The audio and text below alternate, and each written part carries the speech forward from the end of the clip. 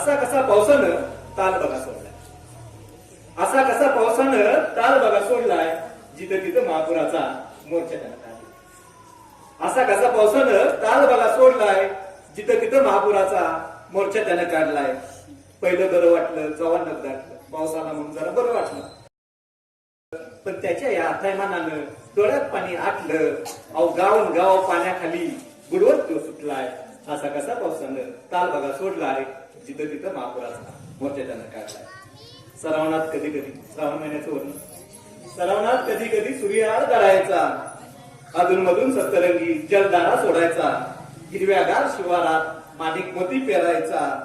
पण सारा शिवारच तो आता तुडवत सुटलाय. असा कसा पावसानं ताल बघा सोडलाय, जिथं तिथं महापुराचा मोर्चा त्यानं काढलाय.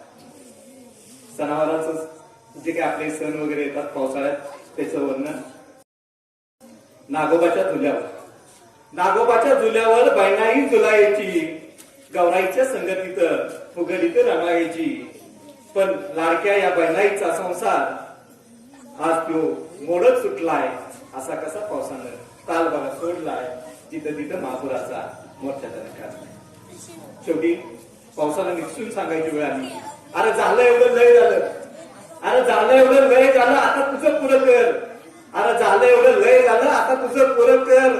अरे पाण्याखाली बुडालेली घर तेवढी खाली कर, नाहीतर बघ बघ तुझ्या निषेधाचा फतवा आणि काढलाय.